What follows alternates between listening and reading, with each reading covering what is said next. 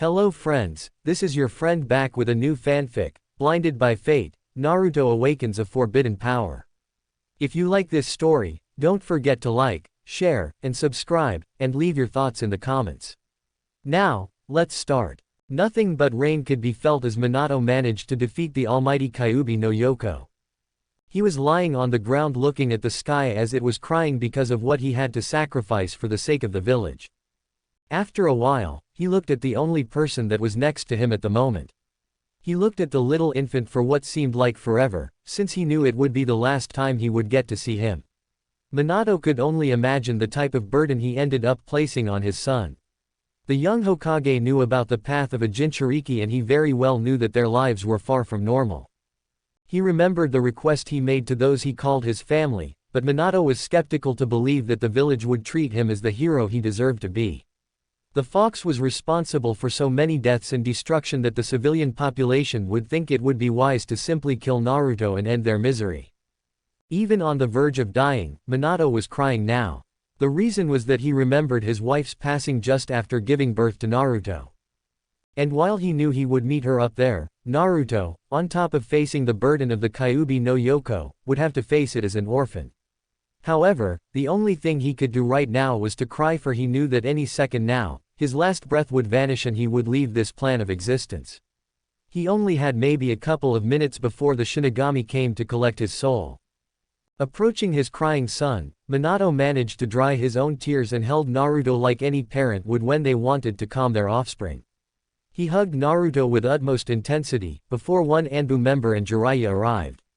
They saw the scene being placed and looked down in sadness, for this moment would never happen again. Jiraiya-sama, said Kakashi, but was interrupted when Jiraiya looked on the ground in dismay. Let them be together, Kakashi. This will be first and last time father and son get to spend some time together. The sad part is that Naruto won't even remember, but at least Minato could go to the beyond with the notion of what it meant to be a father, said Jiraiya with the utmost control on the outside, but on the inside, he was holding his tears from falling down his face. However, just looking his prodigy crying as well, Jiraiya wasn't strong enough and just let it all out. He began to cry as well, knowing deeply what Minato was thinking at the moment. They saw the light vanish from Minato's eyes, but instead of falling on the ground hard, the blonde Hokage gently laid Naruto on the ground next to him on the ground before letting gravity run its course.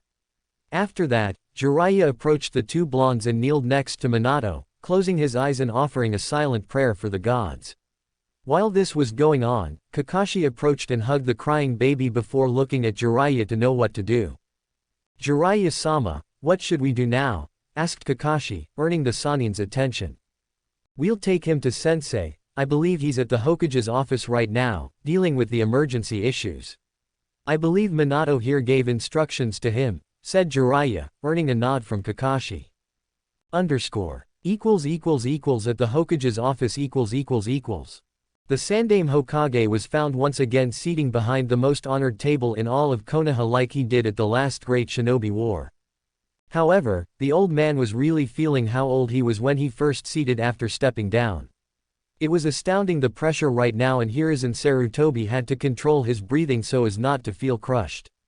Right now, the entire village's decisions were resting on his shoulders and he was old enough to wish that someone would be on his shoes without even thinking of being selfishness. However, the only person ready to deal with the responsibilities of a Hokage right now was dead, so the Sandaime Hokage would have to step up once more. For now, the only order he had to give was for the remaining shinobi to gather a complete report of the damages sustained by the village because of the Kyuubi no Yoko. Right now, the hospital was filled with both wounded shinobi and civilian waiting to be treated, and Sarutobi feared that he would have to use other spaces for treatment. When both Jiraiya and Kakashi entered the door, Sarutobi managed to see the blonde infant on Kakashi's arms and sighed in dismay. For all his wisdom concerning shinobi aspects of life and the decisions that followed, Sarutobi was lost concerning the only offspring of one Namikaze Minato, the Yondaime Hokage and vital key to Konoha becoming victorious at the last shinobi war. He read Minato's instructions concerning his actions and how to address his son in the future. Sarutobi saw reason behind referring Naruto as the hero that saved Konoha from the almighty fox demon, however his old age taught him many things as to how people deal with loss. He remembered his 2 students abandoning their village because of it, although he at the time cursed Orochimaru's motive for leaving.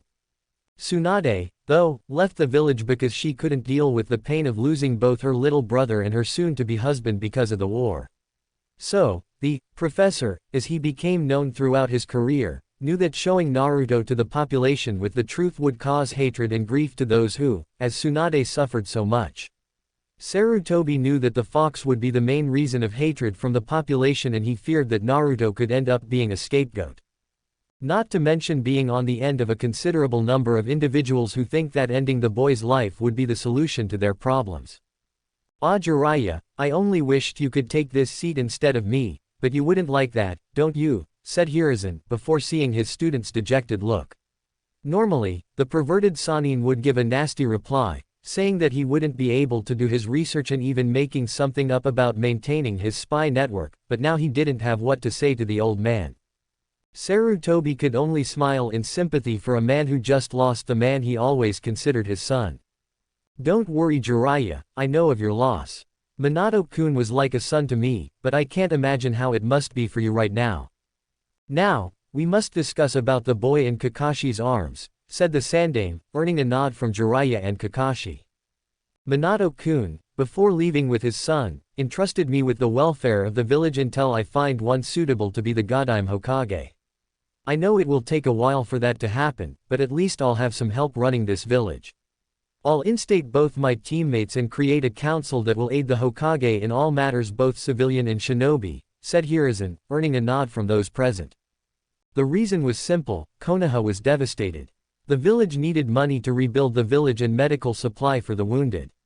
However, a hidden shinobi village's income is measured by the amount of missions they do.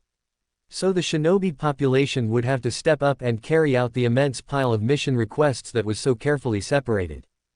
Given the recent events, Sarutobi could deny all mission requests and he would have a valid reason for such. However, if he did this, he would condemn Konoha's future for 2 reasons. 1. Other hidden villages would know of the weakened state and start another war, something which the hidden village in the leaves couldn't afford at the moment, and the other reason would be that the minute one mission is denied, the village's reputation would decrease, thus not receiving as much missions as before. Looking at the list once more, Sarutobi let out another sigh and looked at his student. According to Minato, he wished that the truth behind the Fuinjutsu sealing technique to be shared with the public, and that Naruto is to be referred as the hero that saved Konoha from the Kyuubi no Yoko. And while I tried to dissuade him of this idea, I cannot do things differently. Minato deserves this much from us. Sandaime exposed Minato's wishes regarding Naruto, but both Kakashi and Jiraiya frowned regarding the blonde's naivety. However, all those in the room knew better than denying the Yondaime Hokage's wishes. It was the least that they could do for Minato and give a silent hope that Naruto has as less trouble as possible while growing up. "Sensei, where is he going to live? Who is going to take care of him?" asked Jiraiya, to which Sarutobi frowned and fell into a thinking pose once again. Truly, Naruto needed treatment for the first 2 years, in order to be able to grow up healthy and nourished. Sarutobi didn't think that far ahead for simple reasons. The entire village just suffered sufficient damages, and very soon, all the decisions would fall to him and his council. Now, he would get to assign someone to take care of the child. Now this was the tough part: he couldn't think of someone to take care of this child without thinking of taking advantage and try to kill him. He had no choice but to take care of the child, at least until he had enough age to join Konoha's orphanage. "I'll take him to my house and assign someone of the Sarutobi clan to take care of him until he is 4 years old. After that, he'll be placed at the orphanage, he'll be well taken care of," said Hiruzen, hoping he would be right in the future. Jiraiya and Kakashi nodded at the idea, knowing that the Sandaime Hokage would be busy this whole time to take care of baby Naruto. "Now, Jiraiya, I have an S-ranked mission for you, starting now. Our reputation outside the village walls must be maintained. Spread the word to your spy network about our welfare. If the clients know of our situation right now, they will spread the word and we're doomed. Kakashi, join your Anbu squad and assist the remaining shinobi with anything they need. I'll expect a full report of the damages sustained by the village in about 2 hours, said Sarutobi, earning a nod from both Jiraiya and Kakashi. Jiraiya immediately vanished and Kakashi would as well, but he first placed Naruto in Sarutobi's care, before disappearing via Shunshin no Jutsu. Sarutobi, after looking at the vanishing Kakashi, looked down to the sleeping blonde. Naruto was sleeping so peacefully that Sarutobi couldn't help but smile at the innocent smile of a baby. Leaving the office, he headed towards the Sarutobi clan's compound. _= at the Sarutobi compound ==. Sarutobi Hiruzen walked inside with a blonde infant. The remaining members of the clan approached the old man and asked him about the village's damages. Asuma, my son, the fox nearly destroyed the village, but the Yondaime managed to stop it. I'm waiting for the damages report. I have to deal with something first, though. Is Makoto-chan here? Asked Hiruzen, before hearing the voice of his daughter coming from behind the old man. The Sandame's daughter was stunning in every way. Black hair and green eyes, with a perfect skin, Makoto earned a lot of stares. For some reason, yet unexplained by Konoha's medic department, she couldn't have a baby of her own and it frustrated both her and her husband, one Sarutobi Kato. Kato was a chunin of Konoha and very proficient with the bow staff style of fighting his father invented. Makoto didn't want to become a ninja simply because her father's stories kind of scared her. She looked at the eyes of her father and saw the huge bags below his eyes. The events that happened in Konoha did that to people. However, when she looked at the infant, it was an instant motherly reaction. She ran to her father and grabbed the little boy as he began crying. Shish, it's okay little one, you don't need to worry. I'm here, whispered Makoto to Naruto's ear, before the baby's noise subsided. Naruto instantly opened his blue eyes and looked at Makoto for a while. However, just as everyone knew he would cry once more, the baby began to smile and extend his little arms and tried to caress Makoto's face, earning a giggle from the woman, who dreamed of this happening. So cute, this little boy. Sarutobi Hiruzen smiled at the scene and wondered if Naruto was the missing piece of Makoto's happiness, just as Makoto was to Naruto's life. Makoto-chan, we have to talk about this little infant, said Hiruzen, to which Makoto looked at him before nodding and walking to the living room. After everyone got comfortable on their seats, Sarutobi Hiruzen began explaining everything what happened.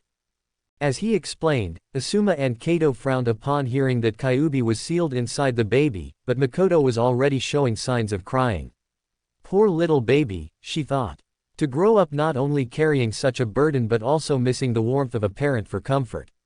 She could only imagine the hardship young Naruto will face in the future. When Sarutobi explained that he took upon himself to raise the boy until his 4th birthday, Asuma protested right away. Father, are you serious? This boy harnessed the fox inside of him. If the fox escapes, he'll kill us all, shouted Asuma, before looking at the serious face of his father. Asuma, Minato's seal is perfect. Even Jiraiya, one of the Sannin, attested its effectiveness. We are safe from the Kyuubi's power. In regards to my choice, I'm sticking with it, stated Hiruzen, before turning to his daughter. Makoto-chan, I know of your situation as being unable to conceive children, so I'm asking you a favor to take care of little Naruto at least until he is 4 and able to step up for himself, asked Hiruzen, before watching his daughter with apprehension. The Sandame Hokage loved his daughter like no other, even more when his wife passed away and she was not only their offspring, but a living memory of his beloved. He wanted her to accept Naruto like the son she never could, for 2 reasons. First, he felt devastated when Makoto explained that she wouldn't be able to conceive, and second because she was the only one in Konoha who would provide unconditional motherly love to little Naruto without having second intentions. Makoto, for her part, looked at her father and then at her husband for a while. She wanted to say yes right away, but if she was to be a mother to Naruto then Kato was to be his father, so she couldn't do this without him. It was his smiling nod that filled her heart with joy, since she would be finally able to take care of someone like her own son. To-san, I'll gladly take care of little Naruto just like his mother would have done had she been alive right now. You can trust me, concluded Makoto, earning a smile from Hiruzen, before hearing Kato's approval as well of taking care of the blonde. Thanks a lot, you two. I'll issue one of the family physicians to look after him from time to time, so as to make sure nothing is wrong with the boy. Now, let's settle little Naruto somewhere warm since I'll have to return to my office, said Hiruzen, to which Makoto nodded and carried her surrogate son to his new room. Underscore. Equals equals equals at the Hokage's office equals equals equals. After arriving at his office, he saw the report on top of his table and frowned immediately. He knew about the devastation since he saw the whole thing happening. But numbers managed to give him a precise idea of Konoha's losses because of the attack, and quite frankly, he wasn't looking forward to reading it. Upon seating at his chair, he controlled his breathing and opened the scroll to read its contents. As he read through the report, the old man couldn't help but feel useless to this whole ordeal. The village's population took a heavy blow and almost 40% of it was dead. Sarutobi was a firm believer that while the village walls are destroyed, the village would still live on since the ones living within would rebuild as much as possible. However, not only the buildings were destroyed, but also many lives were taken away. Flipping the page, Sarutobi was now reading the shinobi report regarding their numbers right now and those who lost their lives trying to defend the village from the monster. The greatest loss was on the Chunin department, since they are supposed to be on the front lines.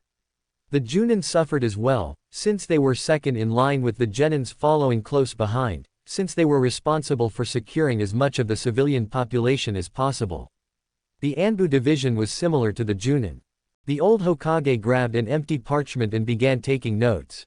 The surviving Genins will be tested to see if they could become Chunin and assume the C and low B ranked missions, and the Junin would take the high B to a ranked ones.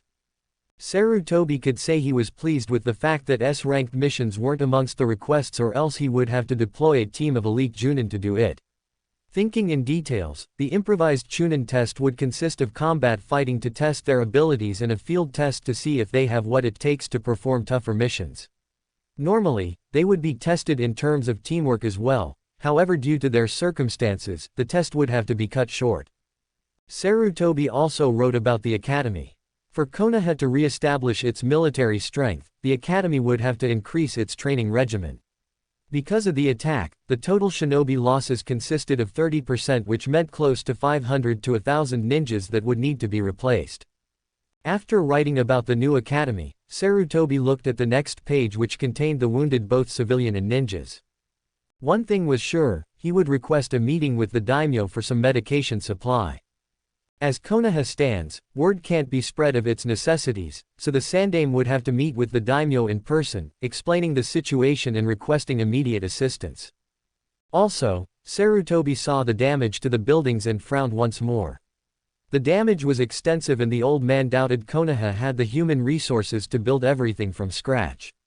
He would have to contract some engineers and architects for the village's reparation, however this subject he would leave with the council as it's not shinobi related.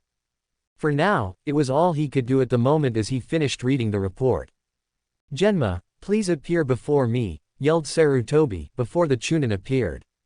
"What do you request of me, Lord Hokage?" asked Genma as he kneeled in respect of the old man.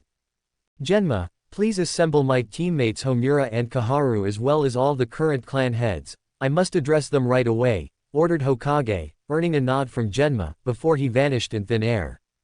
Not even a half an hour later, all those who were summoned were present at the Hokage's room. "Thank you all for coming despite the recent events. I know that everyone in this room sustained great pain because of the Kyuubi no Yoko, however I will address certain aspects in order for our future to be bright. First of all, Homura and Kaharu are to create a council that will assist the Hokage in all matter that do not concern shinobi. I trust that you two will be able to provide me with enough help for me to be able to secure the village's welfare and prosperity. Now, I've read the damage report and found that our shinobi force was heavily reduced. So it will be up to us to help increase our numbers once more. The clan heads and I will gather tomorrow to create a new Chunin exam for the existing Genins to progress and take the huge pile of missions. Also we'll think of ways to improve the academy regimen in order to improve the quality of our future shinobi. Any questions so far?" asked Sarutobi, before he saw the Nara clan head raise his hand. "Hokage-sama, if I may ask, how did the Yondaime manage to defeat the fox? I know it's not related to your explanation so far, but the village deserved to know the truth," said Shikaku, before seeing the new Hokage sigh in dismay. "I apologize for not explaining to you about it," as I had a lot to process in my mind. I'll explain everything to you, said Sarutobi, as he began to explain the story behind the fox's sealing on Naruto. The old man told them everything, of course leaving the part where Uzumaki Naruto is the son of the Yondaime. To say the clan heads were surprised would be an understatement.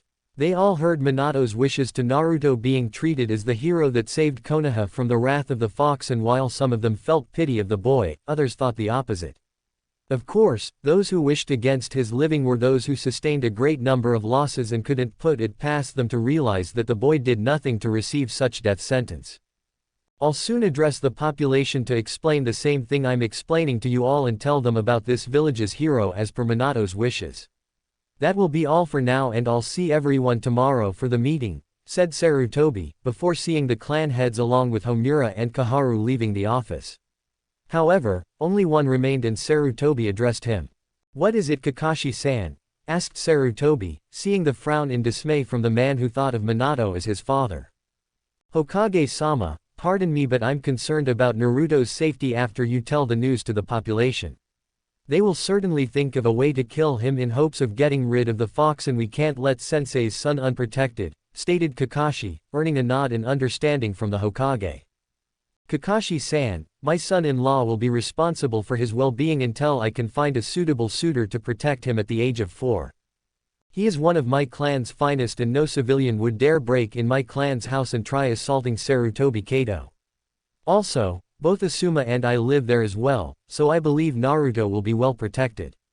I know you're concerned about the boy Kakashi, but right now we have most urgent matter to attend, like the village's reconstruction, said Sarutobi, earning nod from Kakashi before the silver-haired man vanished. _= At night inside the Sarutobi compound == Sarutobi Hiruzen did not require much sleep in his life. Even in his old age, the Sandaime Hokage was always alert to his surroundings and only needed close to 4 to 5 hours of sleep. However, tonight he would settle for a full 8-hour sleep, after what happened today. After the meeting in his office, he assembled the villagers and explained what happened and about one Uzumaki Naruto as being the hero of Konoha. However, after he explained, the villagers immediately began to shout for the child's elimination as expected. While the old man knew about this, he expected that some of them understood the boy's side, but instead he had a unanimous vote. It wasn't until Sarutobi unleashed his killing intent, that the crowd stopped talking in fear of unleashing the professor's wrath. Now, Sarutobi knew that perhaps his son-in-law wouldn't be enough to protect Naruto. He would have to place an Anbu to protect the house from the outside in order to prevent anyone from breaking in the compound's territory. He conversed with his son-in-law and explained that he would be full-time with his wife taking care of the baby instead of doing missions for the village. Kato at first urged the man to reconsider, but after some reasoning from the old man, he accepted his duty and gave an oath to protect Naruto like he would protect his own son. Closing his eyes, Sarutobi was in less than 5 seconds, already asleep as he would need his full energy tomorrow. _= At Naruto's room == The infant was asleep as well. He had a lot of milk from Makoto and now he felt like sleeping just like any baby whose stomach was full. However, inside of him, someone wasn't happy as sounds of screaming could be heard. The fox demon was responsible for almost leveling the entire village, and now here he was trapped inside a baby. He would slam his body on the cage, but to no avail since the seal placed in front of it prevented the fox from escaping. Damn that puny human, how dare he do this to the almighty Kyuubi no Yoko. I'll skin him alive for this, screamed Kyuubi, clearly not bothered that Minato was already dead because of the sacrifice that he needed to do. His chakra was flaring like crazy inside Naruto's stomach as the fox tried everything to break free of his prison. The seal, though, wouldn't allow it as it managed to harden the cage once more, thus preventing the chakra to leave the cage. However, the seal wasn't strong enough to contain the fox's chakra and Kyuubi was able to leak some of it outside the cage. From the outside, Naruto woke up violently and began to scream with pain as the fox's chakra began to surround his body. Almost immediately, the chakra was felt by everyone inside the compound as they rushed to Naruto's room. The Sandaime felt it the second it emerged and cursed the heavens for not giving the village some peace after everything that happened. He was the first one to arrive at the scene and saw the red chakra pouring out of Naruto's tiny body. Afterwards, Kato, Asuma, Makoto and Naruto's medic Nin arrived as well. "Father, what's happening? I thought you said the seal would keep Kyuubi at bay," shouted Asuma, but Sarutobi wouldn't hear it and inspected the seal. The seal didn't break, it's still intact, so Kyuubi must be leaking its chakra somehow, thought the Sandaime as he considered doing something to subdue the fox's chakra back to the seal. The old man Hokage would do something with his limited Fuinjutsu knowledge, but out of nowhere, the seal on the blonde's stomach began to shine for a while, before the red chakra disappeared. However, Naruto's pain didn't stop and the medic Nin rushed to see what was causing such pain. Makoto was holding her heart and barred her face on her husband's chest. She didn't want to see her surrogate son like this, she didn't want to hear him cry any longer. The medic began to scan the little body to see where the pain was coming from, until he reached the region of Naruto's eyes. Sighing in dismay, he used the basic healing technique around Naruto's eyes, thus subsiding Naruto's pain entirely. The boy stopped crying and soon fell asleep. "Haosho-san, what's the problem? What happened with him?" asked Sarutobi, clearly concerned after he saw the man using the medic technique on Naruto's eyes. "Sandaime-sama, it's with great sadness that I tell you this and I hope that you along with your family can understand the seriousness of this situation. I don't know why or how it happened, but when I scanned Naruto's body, particularly his eyes, I found that the optic nerve was severely damaged. I believe that it happened due to overexposure to Kyuubi's poisonous chakra," explained the medic, but by the looks of those present, they didn't understand the implications. "Sir, when said nerve is damaged, the main organ function is eliminated," explained the medic, this time earning gasps from both Hiruzen and Makoto who finally understood what happened to the boy. Makoto dropped on the floor unconscious and Kato grabbed her while Sarutobi Hiruzen could only speak a certain number of words.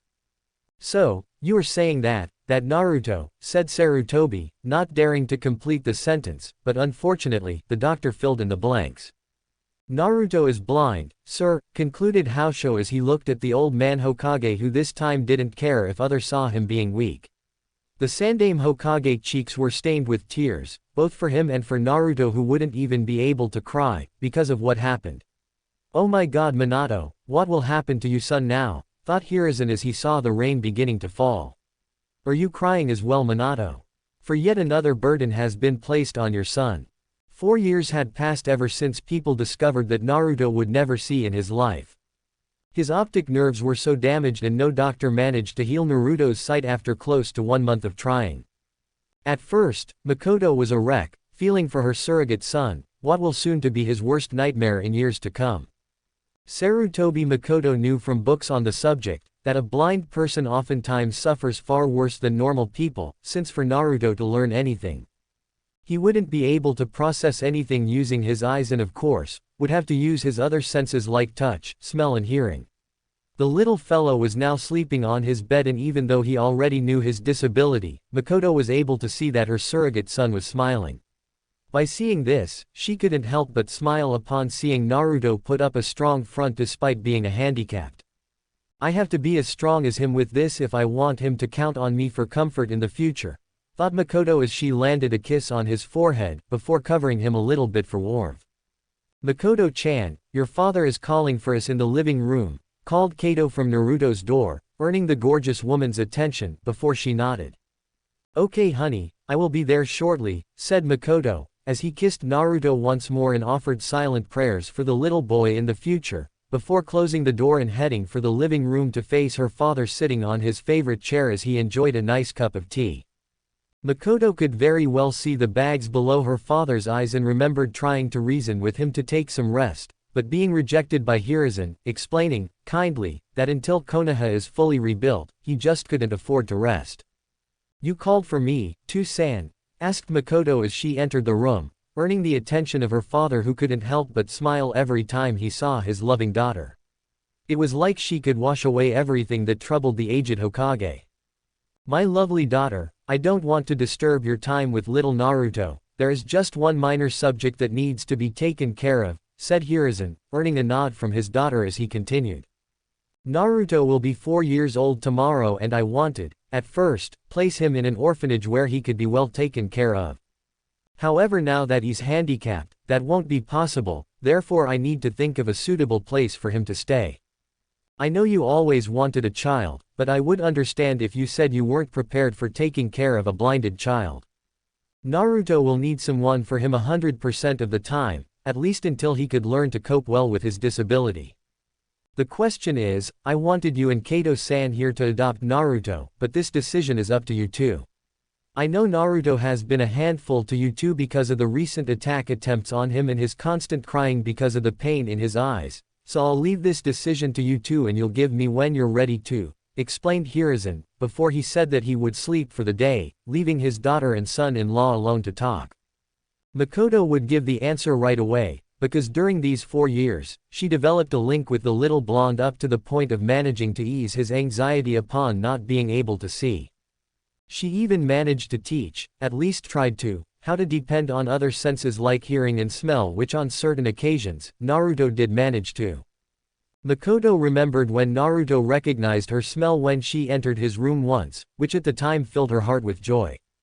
However, she looked at Kato to hear if he had some objections to adopting Naruto. She knew how many times people tried entering the Sarutobi compound to kill Naruto only to meet Kato's bow staff. She even remembered when a drunken Junin managed to land a genjutsu on her husband and paralyzed him. The man would have been able to invade the compound, if hadn't Asuma stopped him with his trench knives. Kato on his side wondered about the times where he had to stop people from entering the compound, and to tell the truth, he felt that the house wasn't as safe as before. He as well developed a liking to the little blonde. When Kato would train his bow staff style, he would see Naruto trying to walk on his own, falling down a lot, but never quitting. Kato was a man that respected strength and strong will, and Naruto, at the age of 4, despite all the hardships, managed to earn his surrogate father's respect. Actually, the fights he had with people that tried to break in served for training, and while he couldn't go on missions until Naruto managed to defend himself, which could take a while, he at least got to test his training against those who tried to kill Naruto. Also, Kato loved Makoto more than anything, and he very well knew that she developed a motherly link with Naruto. Given this fact, he wouldn't even think of disagreeing with the Hokage on them adopting Naruto.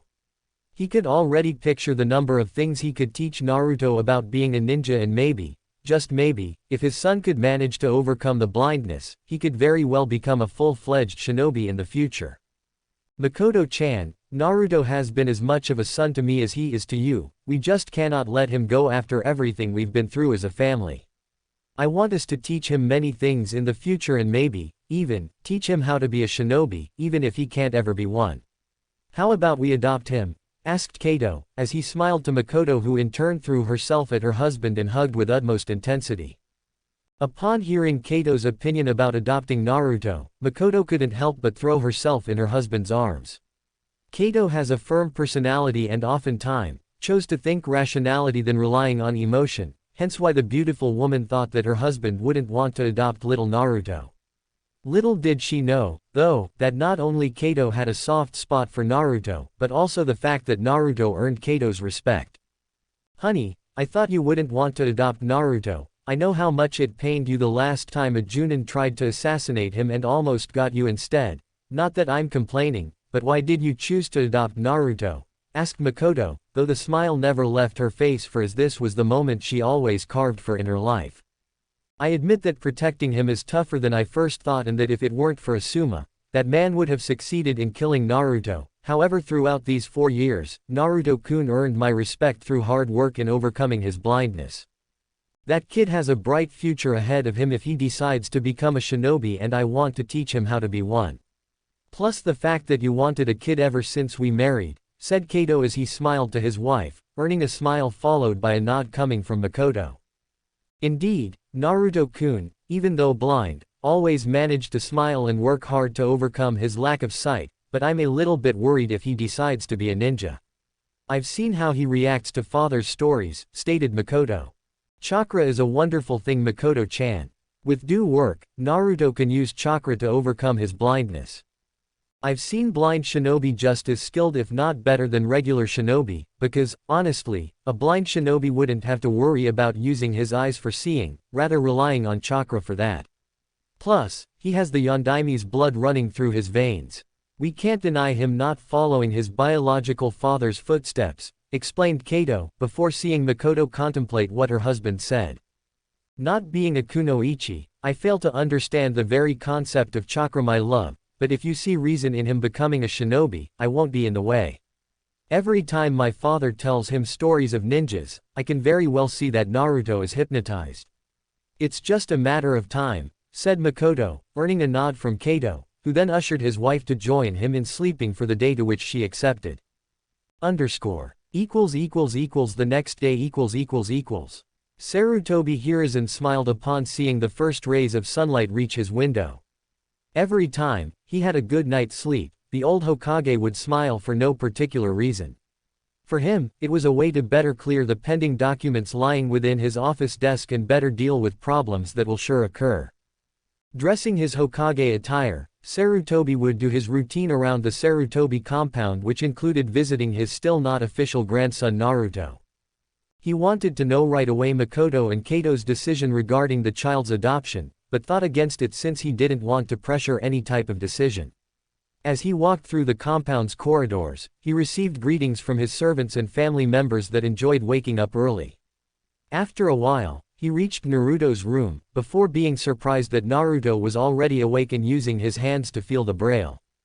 Sarutobi Hiruzen couldn't help but be amazed at the little boy's determination in overcoming his blindness, and even with a few lessons on reading braille, Naruto was already able to read simple tests without assistance.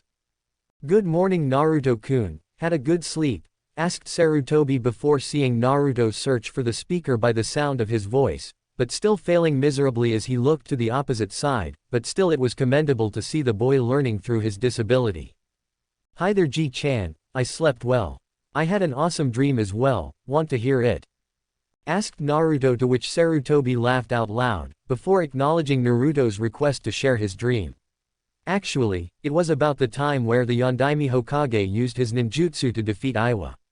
I dreamed that I was there with him, Ji-chan, and the nice part of it all was that even though I was blind in the dream, I managed to overcome it and managed to aid the Yondaime, explained Naruto with much enthusiasm, earning a smile from the aged Hokage. Every time this kid smiles, I can't help but smile in return. He surely can improve the mood, thought Hokage as he explained that it was indeed a nice dream, until Naruto cut the old man. "Ji-chan, do you think I can become a shinobi, even though I'm blind?" asked Naruto, earning a smile from the old man who actually was waiting for said question to come. "Naruto-kun, just because you're blind, doesn't mean you can't become a shinobi. It will be harder, sure, but it's not impossible. In fact, with enough training you could use your disability to your favor," said Hiruzen, before seeing Naruto display a questioned look. "While others have to rely on their eyes to be a shinobi, you can't. If you really want to be a shinobi, I can find someone who can teach you how to become one without relying on your sight, but rather depending on chakra along with your other senses like hearing, touch and smell," explained the Hokage, until he saw the face of pure realization coming from Naruto, and even though his eyes displayed a lifeless green, the aged Hokage could see the will of fire emerging within Naruto's facial expressions. "Really, Ji-chan, can I really become a ninja? That's awesome, I'll be the best shinobi ever, just you see, Ji-chan. I'll be the best ever," shouted Naruto, shooting his hands up in the air, earning laughter from the Hokage. "With this attitude, Naruto, there's nothing that will stop you for accomplishing your dream. Train hard and learn to live without your eyes. You'll need this type of experience before you can become a shinobi," said Hiruzen, earning a nod from Naruto before he positioned his hand on the chair, so that he could sit on it and return to his story. At the Hokage's office . After arriving at his office, Sarutobi Hiruzen scanned his desk to see the report on the village's reconstruction. 4 years ago, he and the clan heads devised a plan of action to rebuild the village along with better improving their shinobi program to a point that even with the fox's attack, the village's income didn't decrease. With Chunin and Junin handling, truth be told, more missions than they could afford to, and Jiraiya keeping bad information out of the client's ears, it seemed that the hidden village in the leaves would prosper once more in maybe 1 or 2 years. Placing the report in his first drawer, Sarutobi began to see the mission reports that already arrived from yesterday's missions. Some of them were low-ranked, mostly to help citizens to deliver important document to other countries. The other part contained A and B ranked missions that scaled from protecting caravans to top assassination missions. A few S-ranked requests reached Konoha, and those were handed by elite Junin or even ex-Anbus that chose to leave the squad in favor of better aiding the village through these desperate times. A sudden knock on the door alerted the Hokage, before he saw both Kakashi and Jiraiya entering the office. Kakashi was now dressed as a Junin instead of the regular Anbu outfit, since he was among others who chose to do missions for the village and bring income to the village's vaults. "Ah, Jiraiya-kun, Kakashi-kun, nice of you to drop by this lovely morning. Take a seat, this won't take long," said Sarutobi, before he got up and picked 2 copies to hand to Kakashi and Jiraiya. "What is this, sensei?" asked Jiraiya as he opened the scroll, which detailed plans about one little blonde in particular. "That my student, are my plans concerning little Naruto. Soon, he will be 4 years old, and as I said before, he would be placed in an orphanage. However, something happened 4 years ago, and I thought best not to divulge to anyone outside my family out of fear of wrong people overhearing. The truth is Naruto lost his vision due to overexposure of the Kyuubi's chakra," said Sarutobi, pretty much dropping the bomb on the room, as silence reigned the mood entirely. Both Kakashi and Jiraiya were visibly horrified right now. Bearing the burden of the Kyuubi as an orphan was hard enough on Naruto, and now losing his sight wasn't something of this world, they both thought. "Sensei, why didn't you tell me this?" shouted Jiraiya, before seeing the dead serious look in his sensei's eyes. "This is a sensitive topic, Jiraiya. My son-in-law already had to protect Naruto 20 times from imbeciles whose names I rather not divulge from fear of delivering pure rampart in the jail cells. Do you imagine what would happen if these attacks would increase if they know said information about Naruto? Now, as you read throughout the scroll, I plan to teach Naruto how to be a shinobi as well as overcoming his disability," stated Sarutobi, before seeing Kakashi about to speak something. "Hokage-sama, how is he doing? I know I didn't take the liberty to visit him ever since he was born, but he's my old sensei's son and," said Kakashi, but couldn't complete the sentence, since he felt kind of guilty for not visiting his sensei's legacy. Sarutobi, though, smiled and explained that Kakashi has been on missions non-stop and wouldn't have the time to visit little Naruto. "Do not worry, Kakashi, Naruto is fine. My daughter is taking care of him together with my son-in-law. Also, I've been talking with them to adopt Naruto," said Hiruzen, earning a smile from both Jiraiya and Kakashi. They didn't agree with placing Naruto in the orphanage even if he could see. Jiraiya looked at the scroll once more and then spoke to the Hokage. "So how do you propose to teach him in overcoming his lack of sight?" asked Jiraiya, to which Hiruzen nodded, smiling. "One of our recently promoted Junin, as you know and already worked with Kakashi, happens to be blind. His name is Tobitake Tonbo. He can teach Naruto how to overcome his blindness and even teach him some basic abilities to better aid Naruto throughout the academy in 2 years, stated Sarutobi, earning a satisfactory nod from Kakashi, who in turn remembered Tonbo. For someone who rather usually relied on using the Sharingan, Kakashi was amazed at the man from moving just as good if not better than the other Junin that were on the mission. "Did you talk to him yet?" asked Kakashi, to which Hiruzen negated with his head. "I plan to do it today, since he has yet to return from a B-ranked mission I sent him at a village nearby. On occasions, I've read stories to Naruto about the ninja life and the boy just asks for more. He has his father's blood running through his veins and wouldn't be fair to keep him from following his father's footsteps. Also, if my daughter and her husband adopt him, they will teach him a lot, hence why he will be able to overcome his blindness and grow stronger than most. Could you both imagine not having to rely on your eyes? Naruto could very well be the strongest ninja ever, as this happens to be his dream. So, that's all I wanted to tell you two, and I hope that Tonbo-san arrives today so that I can debrief him on his next long-term mission. _____ at the Sarutobi compound ____. Unaware of her father's plans concerning Naruto, Makoto was spending time with her soon-to-be son. Naruto had such energy to spend, and his laughter while having fun spoke highly of his character. Makoto would understand if Naruto grew up to be miserable because of his burdens, but on the contrary, the boy would never take that smile away from his face, and the sound of his laughter managed to warm her heart immensely. Right now, mother and son were playing at the main yard, a place where Naruto could get in contact with a number of sounds and odors that could help him in the future. Makoto took the time to explain the most basic concept of distance by the sound's volume. It took a while, but Naruto learned how to measure distance by hearing the sounds of nature. What astounded Makoto, though, was that while she couldn't hear more than a few meters away, Naruto was able to hear two birds singing on top of a tree at least 50 feet high. "Okay, Naruto-kun, what do you want to play next?" asked Makoto as she began to tickle the little fella, before hearing that laughter of joy once more from the infant. "Stop, ha, stop, Ka-san, stop," said Naruto between laughter, with utmost innocence, but Makoto was stunned. She heard from some women who had children, that the best day of their lives was when their child called them mother for the first time, and now Makoto heard Naruto call her and she agreed with them. She couldn't bear her heart any longer as it grew immensely by Naruto's affection. Immediately, she hugged Naruto with utmost intensity and so much care that her tears fell freely and some of them landed on Naruto's hair.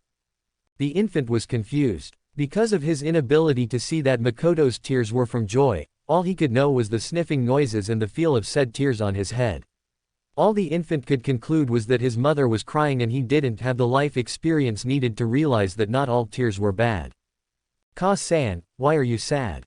Why are you crying?" said Naruto, as he used his hands to feel his mother's face, even managing to dry her tears, thus earning a comforting smile from Makoto. "I'm not sad, Naruto-kun, I'm just happy to be with you," explained Makoto, before seeing the look of pure confusion coming from Naruto, as expected. "Ka-san, how can you cry and be happy at the same time? I thought that we cried only when we're sad," stated Naruto, earning a true smile from Makoto. "Not all tears comes from bad emotions, Naruto-kun. There will be times in life when your heart is filled with warmth and you begin to cry tears of joy. That's why I was crying, silly," laughed Makoto, earning a smile in return from Naruto. "Ka-san, what is like to cry?" asked Naruto, to which Makoto looked on in sympathy for her son. "Even though you can't cry, Naruto, that doesn't mean you cannot feel either sad or happy. Crying is just an effective response of your body upon being subjected to high pain, either physical or emotional. Don't worry about never crying, Naruto-kun. If you learn how to share your emotions with those you care for, they won't need to see tears to see what you're feeling," explained Makoto, to which Naruto nodded. From a distance, Kato watched the scene with a smile on his face. He knew how long Makoto waited to hear someone call her his mother, and when he saw her smiling face, he couldn't help but smile as well. He knew he made the right decision to adopt Naruto, no matter the consequences, and he would train hard enough to be able to better protect the new member of the family until he learns how to protect himself. Suddenly, though, his senses became alert for intrusion. Hiding behind the tree nearby, Kato spotted two shinobi managing to get past by the security seals that protected the compound walls, which meant that they are at least Chunin-level shinobi, and Kato didn't need to know their intentions before engaging, but at least he could stall them by talking while he analyzed their skills. Vanishing within a small tornado, Kato appeared in front of the two Chunin. "Stop right now, you who dared to invade the Sarutobi compound. Tell me your reasons or I will be forced to kick you out of here and request your execution for trespassing private property without proper authorization," said Kato, before seeing the two Chunin preparing a couple of kunai, before the one with the green shirt spoke. "We are here to kill the demon, all those associated with him. We'll be heroes," said the man, to which his partner only nodded, before falling in an fighting stance, that Kato recognized as an advanced version of the academy style of taijutsu. "There will be no killing today as long I'm here," said Kato, until he took his bow staff and charged the Chunin, who upon seeing the imminent attack, threw a barrage of kunai at Kato. Sarutobi began twirling his weapon, thus stopping all the incoming projectiles, before jumping and preparing his weapon to hit one of them on the shoulders. The one in green suffered the hit, and in seconds, he saw that Kato landed on the ground and twisted his body to land a reverse kick to the man's chest, thus sending him flying. The other one with a blue shirt charged Kato as he began doing some hand seals for a small fire technique, Kaden Enden, fire release, fireball jutsu. Kato would laugh at the man's pathetic attempt of attack, but instead he just settled for a jutsu of his own. "It's pathetic to use such an attack, take this.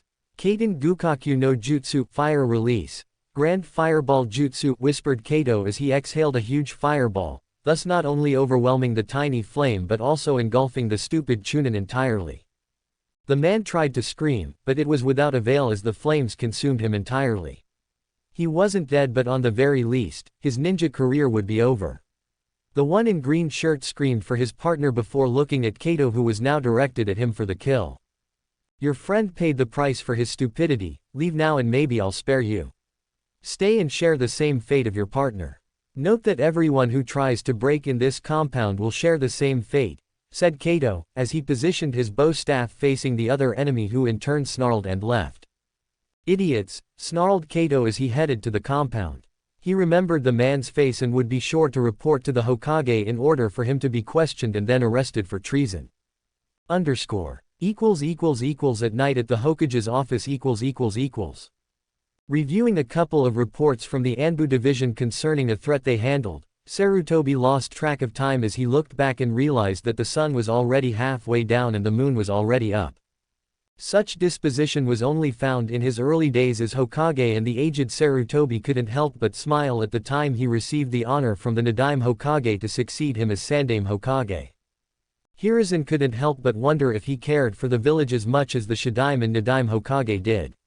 The Senju brothers, as Hiruzen called them sometimes, would stay in this very office from the time the sun emerged to the time where all lights in Konoha would be turned off, in other words, pretty late at night. Whereas Hiruzen stayed at least until dinner was served in his house, which although was later than most places, it didn't match his predecessors. Hell, even the Yondaime Hokage stayed longer than the old man. However, with old age, the brain is better prepared to deal with hard situations much faster. The old man Hokage was just about to get up from his chair when a knock soon followed, before the very presence he was waiting for entered the room. You wanted to speak me, Hokage-sama. Sorry it took a little while for my mission to end, but here I am, said Tanbo as he closed the door and positioned himself in the middle of the room. Sarutobi couldn't help but chuckle as a blinded man was actually staring at him directly, since he knew Tanbo to be blind. Not much could be described from Tanbo's close attire, since he chooses to be rather undistinguished among other with the regular Junin attire. The only difference, though, was that his head would be covered in straps, leaving only his mouth free, and he would hear his headband in front of where should be his eyes are. Ah yes, Tanbo-san, please come in. I was about to retire for the night, but you managed to get me here. This will be quick on my part, I'm issuing you on another mission. I understand you hold no ill intent against the little kid who was used to contain the Kyuubi, so you're the right choice for this mission, amongst other reasons as well. You see, Tanbo-san, little Naruto wants to be a ninja, and due to certain complications, Naruto found himself unable to learn what's necessary on his own, thus needing someone to tutor him in such aspects. That's why I thought of you to be his tutor, at least until he enrolled in the academy, said Sarutobi, before looking at Tanbo, trying to gauge his reaction, but to no avail. The straps covering his entire face kept the Hokage from studying any sort of facial emotions. Also, Tanbo trained himself hard since not even his body moved. Tanbo, for his part, wondered about the catch in what the Hokage explained so far. The Kyuubi kid was never the center of Tanbo's hate, but that couldn't be a reason for placing him to tutor the brat. Hokage-sama, not to say that I'm honored that you'd choose me as such, why do you feel I'm the one to teach Naruto-san? Surely, are tons of other Junin in Konoha who would be better fitted to train him, asked Tanbo, to which Sarutobi nodded.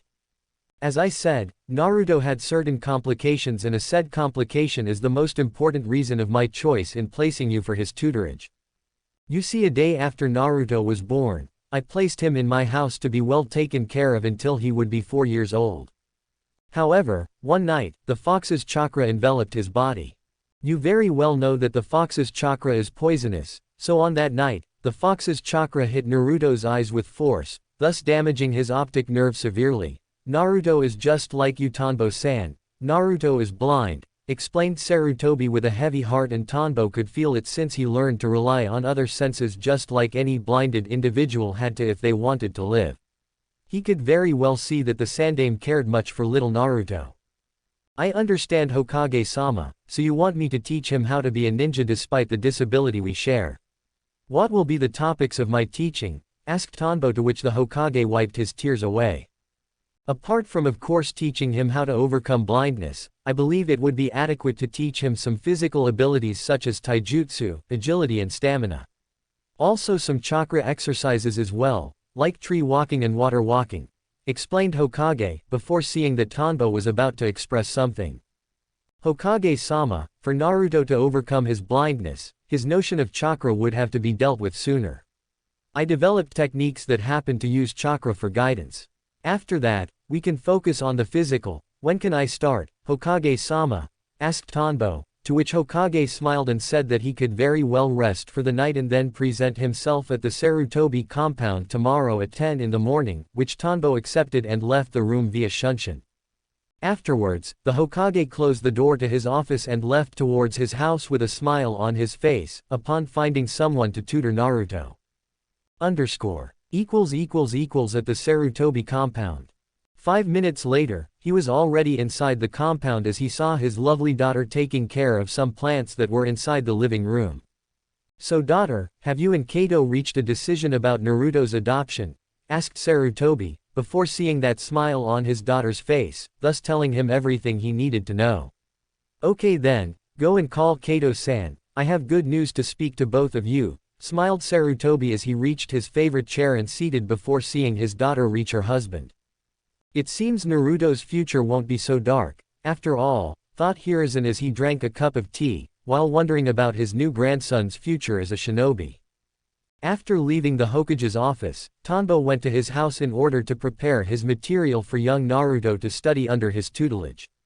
The man couldn't help but feel pity for the boy for sharing the same disability and of course, sharing the same dangerous path he faced upon growing up. To top that off, Naruto was the container of the one to whom the population generated their anger in a rather absurd way. Sometimes, being blind had its advantages, Tanbo reasoned, and one of them was that no matter how much pain he endured on his path, nothing could top the pain he had to endure when he lost his sight. In a way, Naruto was lucky from not losing his eyes later in life. Another side of the pain, namely the emotional, occurred when sight was suddenly taken away from you and darkness followed. As he reached the set of stairs that would lead to his apartment, he didn't even need to use chakra to see the path and the doorknob as he opened the door to his apartment. Another quirk of being blind was that light was a cost he didn't have to worry about as he began to change into some light clothes before going to sleep. However, before he could his much-deserved sleep, he heard someone knocking on his door, thus awakening him from his almost slumber. Expanding his chakra, he could very well see who was at the door inside, since this person wouldn't leave him alone and he very well knew the time, even though he couldn't see. Getting out of the bed, he opened the door before seeing the woman in front of him gasp at the utter darkness inside the man's apartment. Jeez Tanbo, every time I look at your apartment I got chills down my spine, said the woman, before seeing Tanbo sigh in dismay. Sorry there Anko, since I'm blind, I kind of don't worry about light and all. What do you need? Asked Tanbo, earning a snort from Anko, before she placed both her hands on her waist. I was wondering if you have any beer inside, I'm real thirsty and no one at the bar wanted to sell more of the good stuff, complained Anko, before seeing a smile on her neighbor's face. I think they know you too well Anko. I'd be accurate to believe that one more and you'll be summoning snakes to scare anyone who makes a pass at you. I wonder what happened to the last guy who did it, though. I swear, the snake was 20 feet high and I clearly remembered the sounds of ribs breaking. How much was it? 10. Laughed Tanbo, before dodging a taunting punch on his arms, which at first scared Anko, but she was getting used to see a blind man having better instincts than a normal shinobi. I'll go get your beer Anko, I would invite you to come in, but as you can see, you wouldn't see a damn thing, said Tanbo as he went back to his apartment while laughing at the joke he pulled, but Anko only snorted at the blind smart remark. Here you go Anko and don't scream too much, I happen to have sensitive ears, said Tanbo, before once again laughing off, before entering his apartment once more. Tanbo happened to graduate at the same time as the snake mistress Anko Midarashi and he was one of the few who didn't judge her because she was apprenticed to the snake Sanin. Because of that, they befriended each other over time and even got to rent near apartments. They would help each other, with Tanbo faking to be her boyfriend when she wanted to ditch a guy and Anko teaching him some quirks about how to detect human behavior without resorting to the eyes. Working so much with Morino Ibiki, Konoha's head of interrogation, she learned how to catch someone lying or either trying to dismiss some important issue they don't want answered. In fact, this very disability was what caused Tanbo to fail his Junin exams many times before. One of the exams consisted of taking information out of an enemy and being able to point whether the guy was lying or not. As soon as he reached his bed, Tanbo thought about his meeting with young Naruto tomorrow and the material he needed to gather for the boy. Going to his library of books written in Braille, he picked up a few that were vital to Naruto's growth as a blind shinobi. They consisted of chakra introduction, chakra control and some low-level ninjutsu. He picked one for physical exercises, however this last one would be used when Naruto managed to use his chakra for guidance. After that, he went to sleep knowing that the next 2 years will be full of surprises as, according to the Hokage, little Naruto was determined and full of energy. _= at the Sarutobi compound ===. The next day, Tanbo was in front of the Sarutobi compound's gate as he rang the bell to alert the family of his presence. Within minutes, the Hokage himself answered the door, surprising Tanbo greatly. Greetings Tanbo-san, I can see that punctuality is one of your qualities. Please come in so I can introduce you to my humble family, said Hiruzen as Tanbo nodded, before following the Hokage back to his house. As he entered, the man used chakra and images appeared in his mind's eye like a sonar. He, then, began following Hiruzen around without the need of using his instincts or any other of his senses to aid him. This technique was his creation and it permitted him to substitute his eyes with chakra by sending a sort of chakra pulse all around which would transfer the images to him, through his other sensitive organs, like nose, ears and tact. Also his skills would grant him an ability close to the Hyuga's Dujutsu, however not fully as he couldn't see the Tenketsus, but rather a blurry vision of the chakra circulatory system. This said ability was what made him gasp once he looked at the living room and saw 5 chakra systems. He recognized 4, which belonged to, respectively, the Hokage, Jiraiya, Hitaki Kakashi and Sarutobi Kato. However, it was the 5th chakra that surprised him as it belonged to the little infant who was standing next to a woman he didn't know. I can't believe he's just 4 years old, his chakra capacity is bigger than a genin already. His chakra coils are considerably thick for someone his age, but I have no doubt it will grow at least this size in a while, meaning that by the time he is 6 years old, he will possess more chakra than a chunin. I guess, chakra control will be the focus of his training. I'd imagine him using my technique and receive the entire village's landscape. As some of you know or might not know, this is Tanbo and just like Naruto-kun, he also lost his sight. I gave him a mission to tutor little Naruto on how to be a shinobi despite his lack of sight. Tanbo-san, I trust you already know my student Jiraiya and Hitaki Kakashi, said Hiruzen, earning a nod followed by some greeting. Also, you know my son-in-law Sarutobi Kato and his wife, my lovely daughter Makoto, said Hiruzen, before seeing Tanbo greet them as well, before moving to the little boy who was, according to Tanbo, focusing on his hearing in order to face the guest, but with no avail. Smiling in memory of himself a long time ago, Tanbo knelt to meet Naruto's height and landed his hand on his shoulder. And you must be little Naruto, it's nice to meet you, I'm Tobitake Tanbo, and you can call me like that if you want to, said Tanbo, before seeing the boy smile, before greeting the man in the most friendly way possible. Greetings Tanbo-sensei, I'm Sarutobi Naruto, smiled Naruto, earning a nod from the bigger blind that was wondering about the name sensei and actually enjoyed it. So Tanbo-san, I imagine these books you brought are for young Naruto here, asked the Hokage, earning the man's attention as he nodded and explained that they were written in Braille and their respective subjects. Meanwhile, everyone in the house was impressed at seeing the man, looking at the Hokage as he wasn't blind at all, and Makoto wondered if Naruto would learn to be like this as well. As Tanbo explained the book contents, Makoto interrupted to say that Naruto needed to eat some breakfast and that he could start the lessons afterwards, to which everyone nodded, before she left with the little blonde while holding hands, thus leaving the man inside the living room. As they gathered, Tanbo began to hear everything he needed to know, like the attempts on Naruto's life and Kato stopping all of them. The man listened and smiled upon knowing that, although Naruto lost his sight, as a result of high exposure of the Kyuubi's chakra it enhanced his other senses, facilitating his work teaching the infant. After some time passed, the Hokage apologized before saying he must attend to a meeting with the council in order to supervise the village's reconstruction, to which everyone nodded and bid the Hokage goodbye. Kakashi and Jiraiya also left, thus leaving Kato and Tanbo to take a walk along the compound while discussing some aspects. So Tanbo-san, I trust that you'll take care of Naruto-kun's training. However, because of what's sealed inside of my son, you must be aware that people wouldn't think twice before invading this compound to kill him. I'll be here protecting him as most as I can, but there will be times when I can't reach Naruto in time to save him, and there's where you came in to protect him. I know the only reason why you never passed the Junin exams, and I also know that when it comes to fighting, there aren't many in Konoha that top your skills, said Kato as the two were reaching the main garden. Do not worry, Kato-san, I'm well aware of little Naruto's resident and also aware of what fools are capable of doing. I'll protect Naruto like he was my own son, trust me, stated Tanbo, earning a smiling nod from Kato as they suddenly saw a sight and smiled.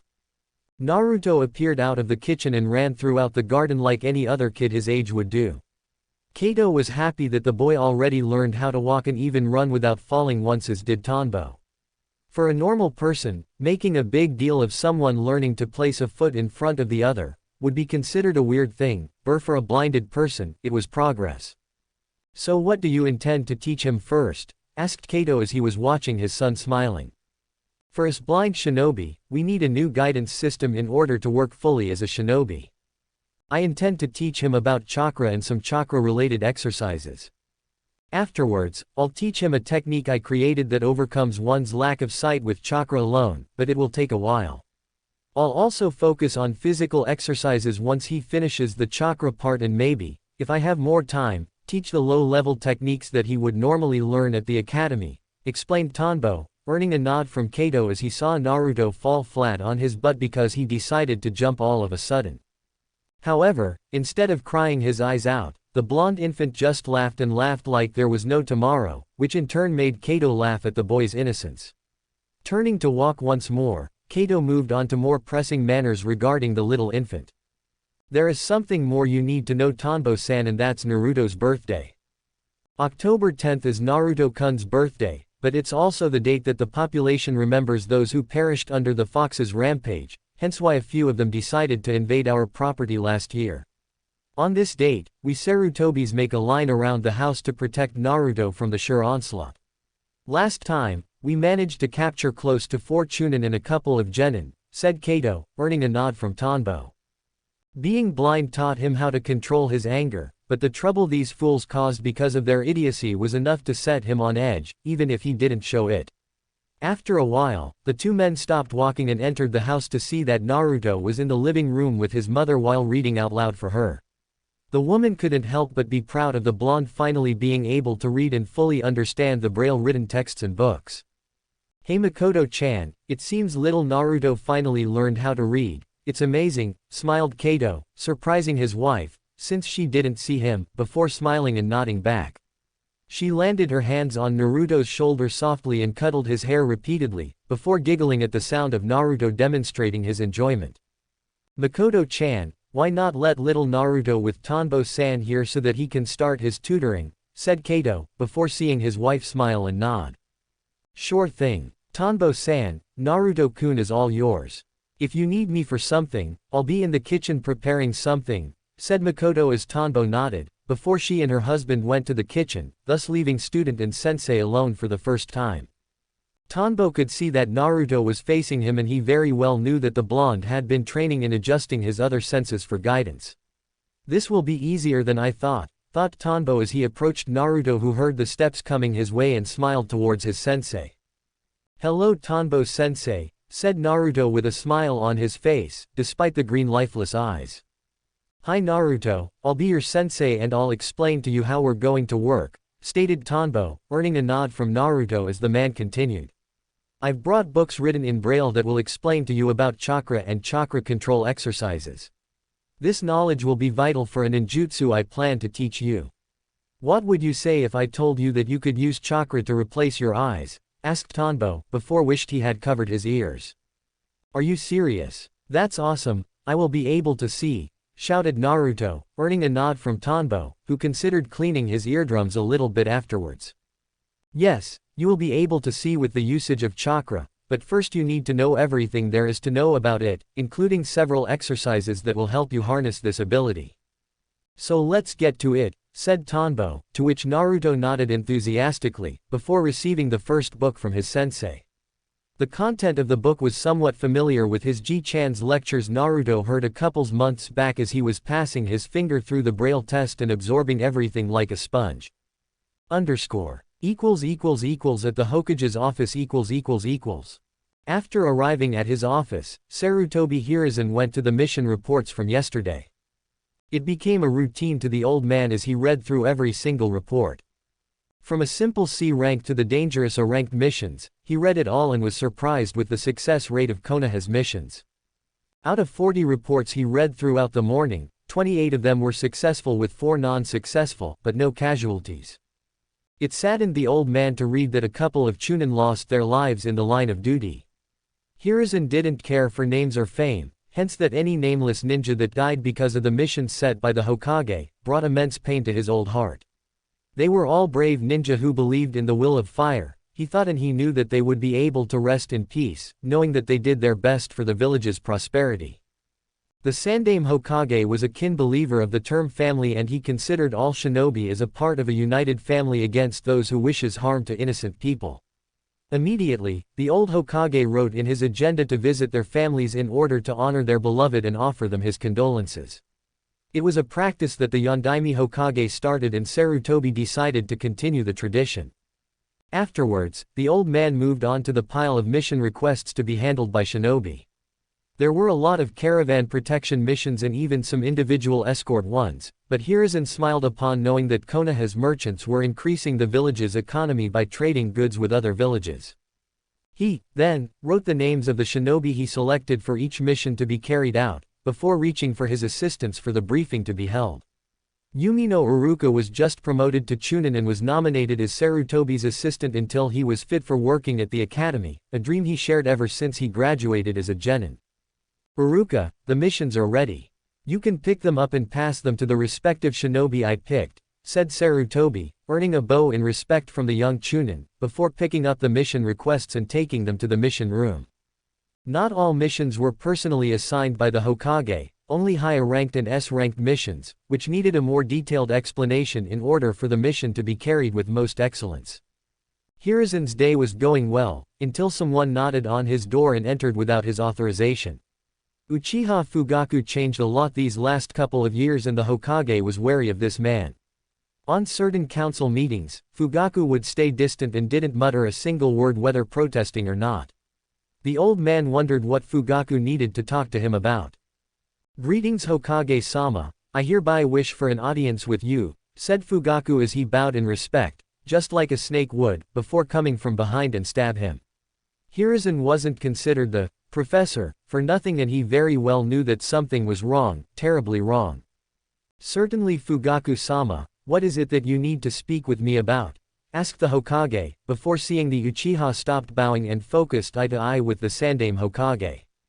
"It came to my attention that the Anbu forces have shown interest in my elder son Itachi, and I must say it's considered an honor to the Uchiha family for such nomination.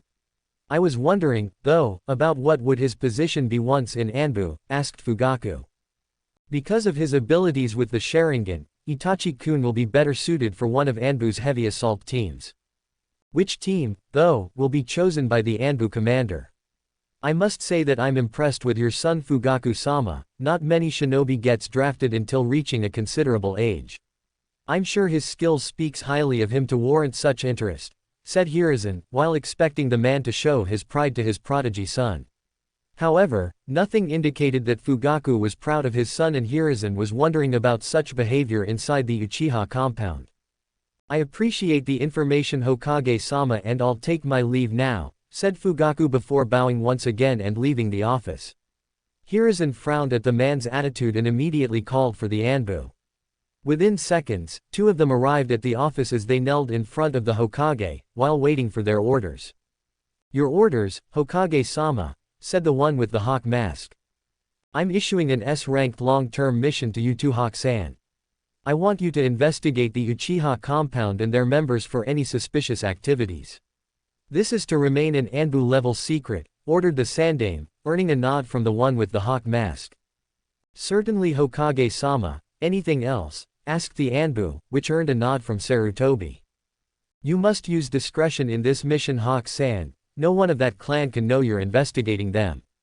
Focus your efforts on the clan leader Fugaku and the clan council. Call it a hunch of mine, but I suspect some hidden intentions coming from inside that compound, said the Hokage, before both nodded and vanished within milliseconds, thus leaving the aged Hokage alone to consider his last set of actions. The Uchiha clan was a force to be recognized, and each one of their members contributed greatly to both the Third Shinobi War and the village's reconstruction after suffering the Kyuubi's rampart. Nevertheless, something was going on inside the clan walls, and being someone as revered by the shinobi as he was, one wouldn't need a full hand to count the number of wrong bets he made as Hokage. He would only have to lead such a path with care, because if by chance, someone gets word of what he was doing, he would be having a major headache while dealing with a mob of enraged Sharingan users on his doorstep. The old man trusted his Anbu force, though, to keep things low while spying on Fugaku on occasions. Sarutobi would even call for his student Jiraiya to speak to him about this matter and see what he can find with the man's spying network. == 6 months later == After 6 months of training, young Naruto had come a long way thanks to Tanbo's teachings. The boy grasped the knowledge needed about chakra and even got to master the second chakra control exercise, which was to walk on water using chakra. Tanbo reasoned that tree walking wasn't within Naruto's reach yet simply because he couldn't use Tanbo's technique yet. Also, Tanbo realized that when it came to chakra use, Naruto was a natural. He had high chakra reserves, but by learning several chakra control exercises, the blonde managed to use just enough for the technique he was learning. His sensei had a different theory and blamed it on Naruto's blindness. When someone is used to being blind, concepts like fear and anxiety are lost. The boy knew how to do the henge technique in the kawarimi, by using both his creativity from what he read in books and from his tact as he would pass his hands on a rock in order to feel its shape and density. Naruto managed the henge, because of a genjutsu that Tanbo used on him to implant the image of a famous shinobi called Hatake Tsukumo, and the boy, after a few tries, managed to transform into him, however the green lifeless eyes remained. The Bunshin Jutsu was hard simply because it the least chakra-taxing jutsu in the book, and Naruto just couldn't use that little chakra, despite his more than average control. Right now, the blonde was meditating in order to better control the flow of his chakra while Tanbo, Kato and Hiruzen watched in fascination. Kato and Hiruzen were astonished upon seeing the blonde's abilities with chakra, and the Hokage couldn't help but wonder if Tanbo was that good of a sensei to teach the blonde so much. Upon asking the blind man, Tanbo admitted not having a hard time since Naruto managed to learn a lot by simply reading the books. The techniques were taught by him, sure, but the chakra needed for the technique was all Naruto. The Sandaime even reasoned that Naruto's growth was because of whose blood ran through the child's veins and considered the possibility of Naruto surpassing his biological father. The last requirement Naruto needed to fulfill was Tanbo's technique called Chakra no Myaku, chakra pulse, which consisted of sending a pulse of chakra from every direction, which would send the images back to Naruto via his other senses. The blonde's first attempts were mediocre at best and no image whatsoever was transferred to him. The last, though, Naruto managed to see the outline of Tanbo's body, before the image stopped. The water walking exercise was vital for Naruto to learn the technique, since he had to maintain a constant flow of chakra pulse, just like when he needed to walk on water. Hiruzen turned to Naruto's sensei and proceeded to ask. Tanbo-san, how long did it take for you to learn this technique? Asked Hiruzen, earning the blind Junin's attention. After creating it, it took me close to 3 months to learn it. Naruto will be close, since he's been trying for over 2 months now, said Tanbo, before Hiruzen turned to look at Naruto. The old Hokage couldn't help but be proud of the blonde's accomplishment and wished the blonde could see his grandfather. Naruto, you can stop meditating now. Try the technique once again with the hand seals I taught you, said Tanbo, earning a nod from Naruto as he placed his hands together for the technique. Monkey, tiger, chakra no Myaku. Suddenly, all of them felt the immense chakra wave coming from Naruto, and Tanbo smiled since he knew that the boy finally managed to finish the technique. Naruto for his part was adjusting to this entirely new experience. Just after he finished the technique, the blonde had 360 degrees vision around him. He looked around to see what real nature was and even saw his whole body, which until now, he had never seen. The blonde was laughing while looking at his hands in front of him, before he turned around upon hearing his sensei's words. "Congratulations Naruto, you're now able to see. Tell me what your grandfather looked like," asked Tanbo as he saw Naruto adjusting himself to face the old Hokage, before smiling at the old man.